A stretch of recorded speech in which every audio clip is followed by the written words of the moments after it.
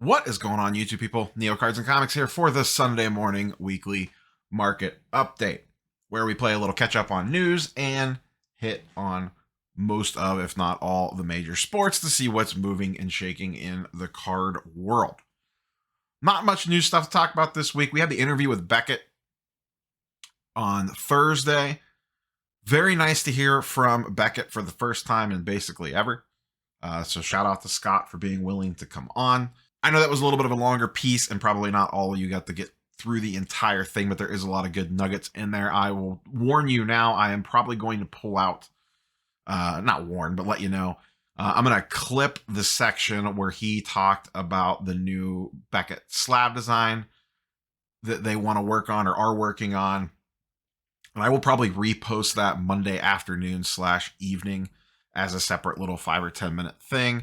I thought it was a really good conversation, and I wanted to make sure people see it. So I'm going to go ahead and clip that out, and we'll repost that as like a standalone 5 or 10 minute video. Let's talk shows really quickly here. Big show this weekend was the Nashville show, 750 tables, I believe. It was a Friday, Saturday, Sunday show. I had heard from some people that Friday was definitely a little bit slow with a lot of dealer to dealer. And then that Saturday was busier, things picked up. Obviously unknown how Sunday is going to do yet at the time of recording this. I know I attended my local show today, the Canton show on 34th. That show, I got there a little later than I normally do. It starts at 9. I didn't get there till about 10:30. I was there for about an hour and a half. For the first hour that I was there from 10:30 to 11:30, it was packed.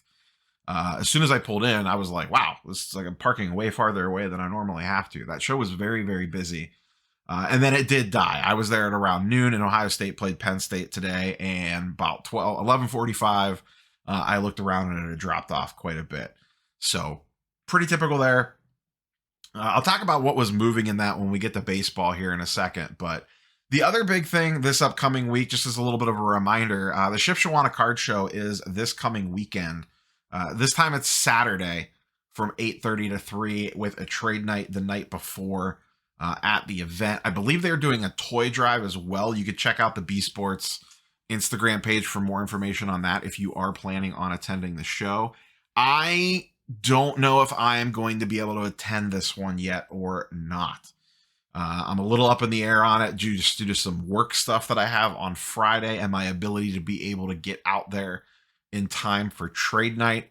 I'd be able to get there, but I don't know that I'd be able to get there in time for trade night. And my big appeal to this show has always been it's a great show, but combine the great show with the trade night the night before, and it really makes it worth the trip for me.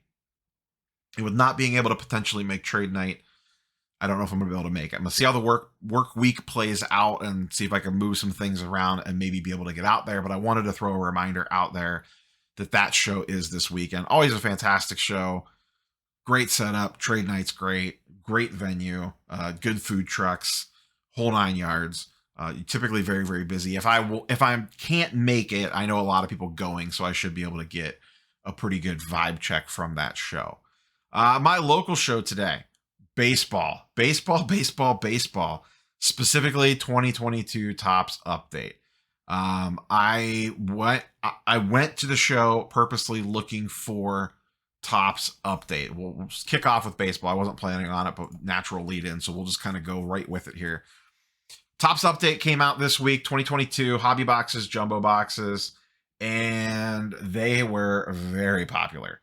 I did a loop around the show floor to see, who had what at what prices. Most dealers were at $200 for jumbo and $100 for hobby. Now I know, and as of I'm recording this Saturday early evening, they are still available on Topps' website for $79. After taxes, shipping, the whole 9 yards, and obviously that'll vary depending on where you live a little bit, you could basically get them for about $90 a box. So I knew my price target was $90 a box on hobby. I wasn't planning on getting any jumbo boxes. I really wanted to get like 4 hobby boxes. And the plan here is just to sit on these. I am not planning on opening them. I made a lap around the show floor.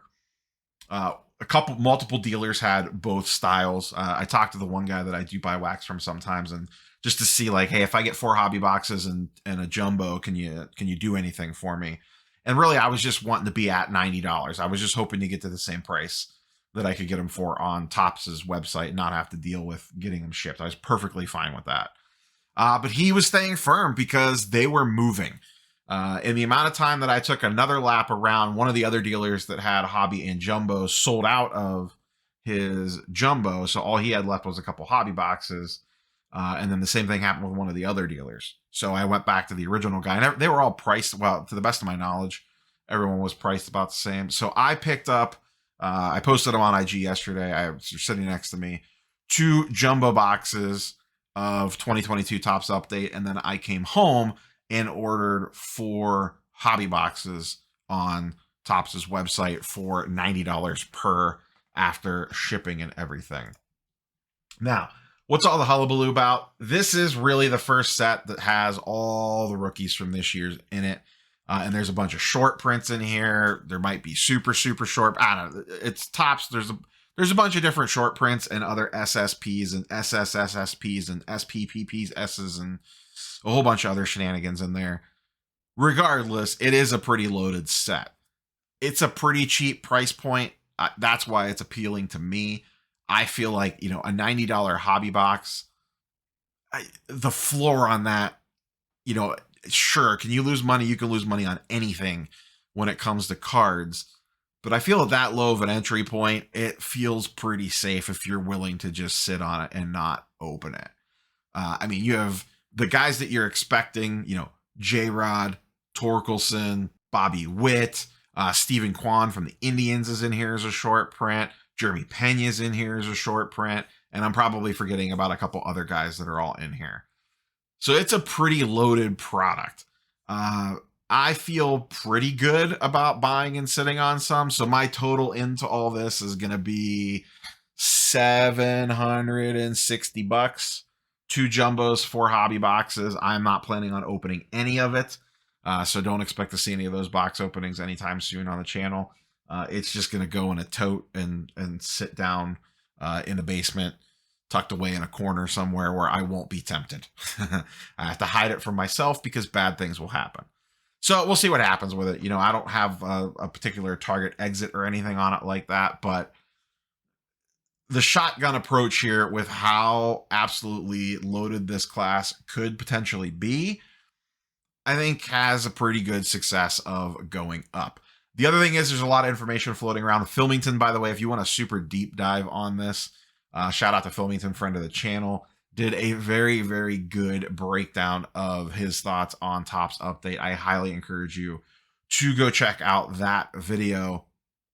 But a lot of people have mathed it out, and the print run on this is no larger than last year's. And I think someone else, it might have been Bobbles actually, had told me he thought that there was maybe 70,000 regular hobby boxes, not including jumbo. I could be off on my math on that, but you can figure it out because of the odds on the back. So it's not rocket science to sit down and figure it out. You could go through the pack odds, but I think he said there was around 70,000 just regular hobby boxes. I don't know if that's a lot, a little bit. I don't know. But I'm willing to ride the wave with this. I've tied up $750 in way worse things than Topps Update wax. So like I said, we'll kind of tuck this away and keep an eye on it and track it over time and see what happens. But seems like a pretty solid product, especially at, 90 a pop on Topps' website after everything. Like I said, there's dumber things we could all spend $90 on if you want. If you're in the holding wax, I get everyone's not. So too soon to see how single prices are moving out of this product and that whole 9 yards, but we'll see what happens with it. Keep an eye on it. Keep an eye on the box prices as we kind of move throughout the winter months here as the World Series begins to wrap itself up. Speaking of the World Series, one of the hottest players in baseball cards, really the only one we're going to talk about today on the baseball side of things for singles, good old Bryce Harper. Obviously, a lot can change here. Just the other night, Kyle Tucker stuff was absolutely flying for about 2 hours, and then the Phillies came back, and then it wasn't flying anymore. So people definitely still let the FOMO get a hold of them. If you can resist it, the general rule should always be if you and a bunch of other people are running to go buy some sort of collectible all at the same time, if you have said collectible or something associated with it, you should probably be selling, not buying. It's pretty much a good rule of thumb to follow when it comes to this stuff. But FOMO definitely still catches people up Everyone falls into the trap, myself included. There's been multiple times I've had to close the laptop and walk away. The night the guy hits 2 home runs in a playoff game is not the night you should be running out to buy his cards. Just wait a week. They'll still be there. But Bryce Harper is someone that's got a pretty big bump up. This is his paper PSA 10 auto and his Bowman Chrome auto. The Bowman Chrome is in a BGS 9.5 because it's a way higher pop count on that, so there was more sales. The paper was in a PSA 10. I actually owned both these cards at one point in time earlier this year. I don't remember what I sold each one for. I think the Chrome, I ended up moving it for, I traded it actually for about the value that it's going for after this spike up. So really didn't miss out on profits there. But both these you could see definitely popped way up. This is on 10/25, so this was a couple days ago. It actually has come back down a little bit since then. This is when they were going into the World Series, when they first clinched, and then it has pulled back a little bit. I'll be interested to see if this ends up keep getting a bump if the Phillies end up winning the World Series or he has a couple big games in the World Series. That could for sure happen. But by far, Harper's stuff is the hottest in the league. You can mix in a little Kyle Tucker and a little Jordan as well, but their prices are very, including Harper's, are all very swingy right now, depending on individual game results. So honestly, I wouldn't be buying any of these players right now. If you have any of their stuff, I would be on, have a red alert set up to run and move stuff if you're looking to sell, if one of them does something. And don't hesitate. Like I said, Kyle Tucker had a big game. Get that stuff online and move it if people are buying it, because we all saw what happened. They ended up losing. Tucker still had a big game, but I would imagine that his sales slowed way down once that game finished. Let's slide on over to football here. I forgot to mention at the top, as we do always, market movers today, link in the description down below.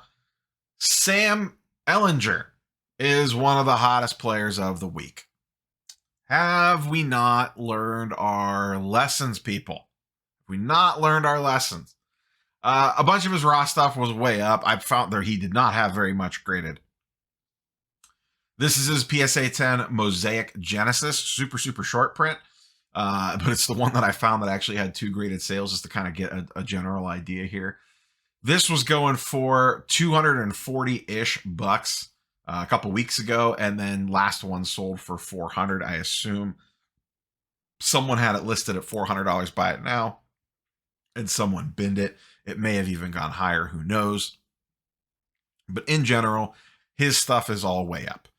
I mean, come on, boys and girls. We haven't learned our lessons by now. Look at the Bailey Zappi Mac Jones stuff from the week before. What a wild ride that was. That was the other one that I had pulled up to talk about. The Zapper with his score. This is just his base raw because he doesn't really have much out there. And I actually didn't realize this. One of the dealers at the show was talking about it today, and it never really occurred to me that Score this year has the players in their NFL uniforms instead of college uniforms. Typically, Score is always the first product to market with the players, on officially licensed cards, but they're typically in their college uniforms still, even though it's an NFL product. This one actually has them in their NFL jerseys, which I don't know. Like I said, he mentioned that. He could be wrong, but I feel like this is the first time I've seen that. Someone in the comments can correct me if that is not accurate. But the Zapper, his stuff's up quite a bit, obviously, and it's been kind of all over the place. This is just his base score. This thing was a $4 card when the product first released. It's up to $20 now. I've seen these sell for as high as $30, and if not higher in some cases. And obviously, this thing's been a roller coaster ride. Monday, from a social media card perspective, was really fun times with, the Mac Jones truthers ready to believe again. And then he gets yanked. The Zapper comes in, looks good for a couple passes, throws a couple touchdowns. Everyone's losing their mind. The Mac Jones people feel even worse about their lives. And then Zappy implodes. So now I don't even know who's starting this week. Just what a mess of a situation up there with the Patriots. Stay away from all Patriots quarterbacks the rest of the season would be my general advice there. Next up, I did a video on Friday about, the modern quarterback bloodbath and all that stuff. And some people were asking about Daniel Jones and Zach Wilson, why they weren't included on the list of players with, either drastically outperforming expectations, kind of like Jalen Hurts, or taking a bloodbath or whatever. And quite frankly, in the case of Daniel Jones, his prices really haven't moved at all. And in the case of Zach Wilson, his stuff really hasn't performed that well. His is a little tricky because there's not a lot of graded stuff on the market for him that had sales. So what I did here is I pulled up both their Prism Silvers and Optic Hollows. For Daniel, I did PSA 10s of his Prism Silver and Optic Hollow because there's a decent amount of sales on those. For Zach Wilson, I did Raw because on both the Hollow and the Silver, there was only 2 sales over the last 90 days, and I really don't like to try to draw too many conclusions from that. Generally speaking, both players have been fine. Daniel Jones has been actually pretty decent. Zach Wilson, I think the Jets are winning in spite of Zach Wilson's performance. He's just been kind of okay, to be quite honest. Maybe even a little under okay. But long story short, Daniel Jones, Silver Prism, PSA 10, over the last 90 days, flat, a 4% increase. His Optic Hollow is up ever so slightly at 14%. Zach Wilson, once again, this is raw because the PSA 10 only had 2 transactions. It is down 42% over the last 90 days. It was $30 back in the summer. It is down to $20 now. His Optic Hollow, same thing, bigger decline on this one. I'm kind of almost want to throw out the Optic Hollow or at least shorten up the time frame because I think that $72 price you're still catching when the product first released. And those first couple sales, as we all are well aware, is always super high and then kind of pulls down a little bit. So I let me in fact shorten this up. And this is specifically for the Hollow because I didn't look at Hollows on the other players. If you look at the Hollows over 60 days, this feels more right. $30 down to $15, a 50% decrease on that one. So 60 days would still put you before the season starts. But for the Optic Hollow specifically, I want to cut out that beginning tail because they always start super high and immediately crash down. But the net result is that neither one of these guys have really done that much card price wise, which is part of the reason why I didn't include them in the Friday video. So I just wanted to touch on it here because I got a lot of questions about that in the comments on that video. So next up, Tom Brady. Just kind of a little market check-in here. This is over the last 90 days and really over the last 7 to 10. His stuff's really taken a beating. I know a couple different people have done videos on this, so we'll kind of breeze through this pretty quick. His PSA 10 Bowman Chrome over the last 90 days is down 35%. PSA 9 down 32%. And then the base paper, the PSA 9's down 30%. You see here the PSA 10's only down 4%, but that's because one has not sold since the 15th of October. So if one sold today, I have a feeling it would dip down because if you look, this top line is his Bowman Chrome, and look at how it's just nosedived really over the last 30 days. In fact, if I switch this to 30 days, you can see the Bowman Chrome just whoop, straight down. And as that drives down, it's going to drive down the prices of everything else. Yeah, just in the last 30 days, both the Chromes are down 25%. The paper, once again, one has not sold in the last 2 weeks, is technically up. And then the PSA 9 is down about 10%. One of those also has not sold in about 9 days. So I would assume the next time some papers sell, those will be dipping down as well. Obviously he has some floor built in somewhere. He's the best quarterback, at least on the paper, to ever play. So it's not like his stuff's going to go to 0 or anything like that. But for the longest time, we all said, oh man, everything's going to 0 except for Tom Brady. His was always the one card price that was holding while everything else was trending down. Well, it looks like things have finally caught up with him as really, it really started falling apart when he announced his retirement and then the comeback. His prices spiked off the retirement, pulled back a little bit. And then when he announced the comeback, it kind of threw the market for a little bit of a weird loop. And now, this season's come out and quite frankly, they've been okay. He's got all the Giselle stuff going on, this, that, and the other thing. But the Buccaneers overall have just kind of looked eh. Same with the Packers and Aaron Rodgers. I haven't looked at his prices recently. Maybe we'll do that next week. But Brady stuff definitely cooling off. So if you're a big Brady guy, hopefully you're sitting on some cash because some deals might be coming. Let's close out with the NBA, as we are almost 2 full weeks into the season.